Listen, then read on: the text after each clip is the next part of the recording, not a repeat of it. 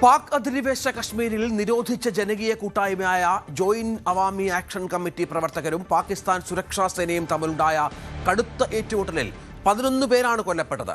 70-ലധികം പേർക്ക് പരിക്കേറ്റു എന്ന ഏറ്റവും പ്രധാനപ്പെട്ട വിവരങ്ങൾ കൂടി പുറത്തുവിടുന്നുണ്ട്. റാവൽകോട്ട് നഗരത്തിൽ ജൂൺ 9-ന് സമ്പൂർണ്ണ ഹർത്താൽ പ്രഖ്യാപിച്ചിരിക്കുകയാണ്. അതിന് മുന്നോടിയായാണ് പ്രദേശത്ത് വലിയ തോതിലുള്ള അക്രമ സംഭവങ്ങളും മറ്റും അരങ്ങേറിയത്. അക്രമങ്ങളെ തുടർന്ന് പാക് അധിനിവേശ കശ്മീരിൽ ഉടനീളം കടുത്ത നിയന്ത്രണങ്ങളും മറ്റും ഏർപ്പെടുത്തിയിട്ടുണ്ട്.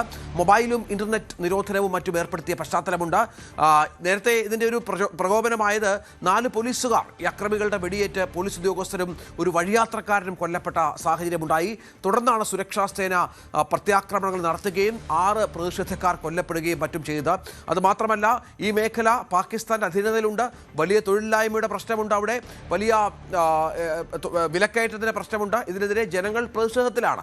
അവിടെയാണ് അത് മാത്രമല്ല ആ പ്രദേശങ്ങളിലെ വിപണികളെ, പ്രദേശങ്ങളിലെ പ്രധാനപ്പെട്ട കാര്യങ്ങളെ പാകിസ്ഥാൻ ചൂഷണം ചെയ്യുന്നു എന്നുള്ള ഒരു പരാതി കൂടി ജനങ്ങൾക്കുണ്ട്. ഇതിനെതിരെയുള്ള രോഷമാണ് ഇപ്പോൾ വലിയ പ്രതിഷേധമായി വന്നിരിക്കുന്നത്. KP അഭിലാഷ് വിവരങ്ങളുമായി ചേരും. അഭിലാഷ്, ചെറിയ കാര്യമല്ല, പാക് അധിനിവേശ കശ്മീരാണ്.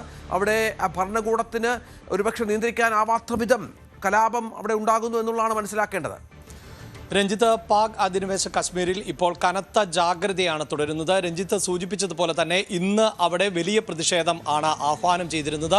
ഈ പ്രതിഷേധത്തിന് മുന്നോടിയായി നടന്നിട്ടുള്ള ചില ചെറിയ പ്രതിഷേധങ്ങൾ അതിനെ അടിച്ചമർത്തുന്നതിന് വേണ്ടി പാകിസ്ഥാൻ സുരക്ഷാ സേനയുടെ ഭാഗത്തു നിന്നുണ്ടായ നീക്കം ആണ് ഈ വലിയ ഏറ്റുമുട്ടലിലേക്ക് കടന്നത് എന്നതാണ് അവിടെ നിന്ന് ലഭിച്ചുകൊണ്ടിരിക്കുന്ന റിപ്പോർട്ടുകൾ. പ്രത്യേകിച്ച് ജോയിന്റ് അവാമി ആക്ഷൻ കമ്മിറ്റി എന്നത് 2023-ൽ ഈ സർക്കാരിന്റെ പ്രവർത്തനങ്ങൾക്കെതിരെ രൂപം കൊണ്ടിട്ടുള്ള ഒരു ജനകീയ കൂട്ടായ്മയാണ്.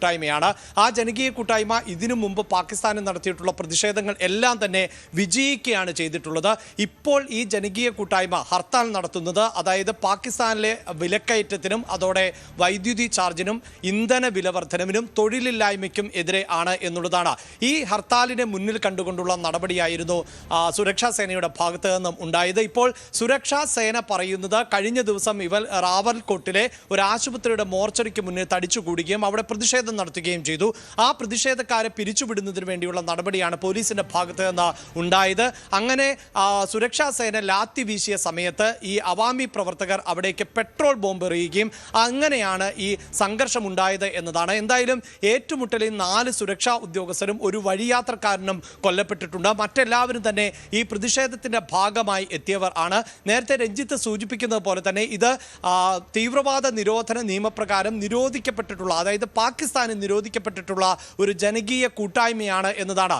യഥാർത്ഥത്തിൽ പാക് ഭരണകൂടം ഏറെ ജാഗ്രതയോടെയാണ് മുന്നോട്ട് പോകുന്നത്. കാരണം 2023-ന് ശേഷം ഈ അവാമി ജോയിന്റ് കമ്മിറ്റി നടത്തിയിട്ടുള്ള എല്ലാ പ്രതിഷേധങ്ങൾക്കും വലിയ സ്വീകാര്യത ലഭിച്ചിരുന്നു രഞ്ജിത്ത്. ഇപ്പോൾ തന്നെ പാകിസ്ഥാനിൽ വിലക്കയറ്റം എന്നത് പല മടങ്ങാണ്. ഏതാണ്ട് 300 മടങ്ങോളം, 300% ആണ് പാകിസ്ഥാനിലെ വിലക്കയറ്റം എന്നത്. പെട്രോളിൻ്റെയും ഡീസലിൻ്റെയും വില ലിറ്ററിന് 450 രൂപ വരെയാണ് ഉയർന്നത്. നമുക്കറിയാം, നമ്മുടെ രാജ്യത്ത്, അതായത് ഇന്ത്യയിലടക്കം ചെറിയ തോതിൽ പെട്രോളിൻ്റെയും ഡീസലിൻ്റെയും ഒക്കെ വില വർദ്ധിപ്പിച്ചപ്പോൾ അത് സ്വാഭാവികമായും വലിയ പ്രതിഷേധങ്ങൾ ഉണ്ടാവുകയും നമുക്കത് ബുദ്ധിമുട്ടുണ്ടാവുകയും ചെയ്യുമ്പോൾ പോലും ആ സാഹചര്യം നമുക്കറിയാം. എന്നാൽ പാകിസ്ഥാൻ ആകട്ടെ ഇത് നേരിട്ട് ജനങ്ങളിലേക്ക് അടിച്ചേൽപ്പിക്കുകയാണ്. 450 രൂപയാണ് 1 ലിറ്റർ പെട്രോളിൻ്റെ വില. വലിയ പ്രതിഷേധങ്ങളെ തുടർന്ന് ആ വില കുറച്ചുവെങ്കിൽ പോലും ഇപ്പോഴും 380 രൂപയാണ് നൽകേണ്ടതായി വരുന്നത്. ഇവിടെ നമുക്കൊന്ന് ഓർത്തെടുക്കേണ്ടത്, ഈ 2024-ൽ പാകിസ്ഥാനിലെ ജനങ്ങൾ ഏറ്റവും കൂടുതൽ ഉപയോഗിക്കുന്നത് ഗോതമ്പാണ്. 40 കിലോ ഗോതമ്പിന് 2000 രൂപയായിരുന്നത് അന്ന് 4000 രൂപയായി ഉയർന്നിരുന്നു. ആ സമയത്താണ് ഈ ജോയിന്റ് ആക്ഷൻ കമ്മിറ്റി പ്രത്യക്ഷ പ്രതിഷേധത്തിലേക്ക് ഇറങ്ങിയത്. അങ്ങനെ ആ വില വീണ്ടും പാകിസ്ഥാൻ ഭരണകൂടത്തിന് കുറയ്ക്കേണ്ടതായി വന്നു.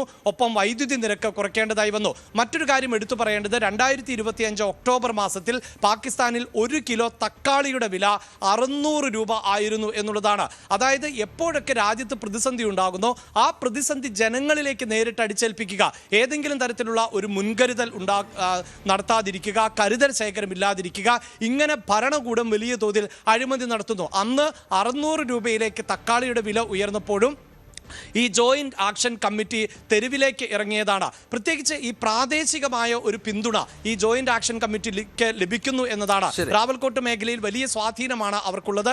ഇപ്പോൾ അവർ ഹർത്താലിന് ആഹ്വാനം ചെയ്തിരിക്കുകയാണ്. അതുകൊണ്ട് തന്നെ ഏറെ ജാഗ്രതയോടുകൂടിയാണ്. ഒപ്പം നിയമസഭാ തെരഞ്ഞെടുപ്പ് നടക്കാൻ പോവുകയാണ്. അവിടെ 45 നിയമസഭാ സീറ്റുകളിൽ 12 സീറ്റുകൾ പുറത്തു നിന്നുള്ളവർക്ക് സംവരണം ചെയ്തിട്ടുണ്ട്. ഇതിന് എതിരെ കൂടിയാണ് ഈ ജോയിന്റ് ആക്ഷൻ കമ്മിറ്റിയുടെ പ്രതിഷേധം. അതുകൊണ്ട് തന്നെ വരും ദിവസങ്ങളിൽ ഇതിന്റെ തുടർച്ച പങ്കുവെക്കുന്നത്. ഏതായാലും പാക് അധിനിവേശ കശ്മീരിൽ പ്രക്ഷോഭം പൊട്ടിപ്പുറപ്പെടുന്നു. അവിടെ വലിയ സംഘർഷമുണ്ടാകുന്നു. 11 പേർ കൊല്ലപ്പെടുന്നു. അതിൽ 4 പോലീസുകാരും ഉൾപ്പെടുന്നു എന്നുള്ളതാണ് അതീവ ഗൗരവതരമായ കാര്യം.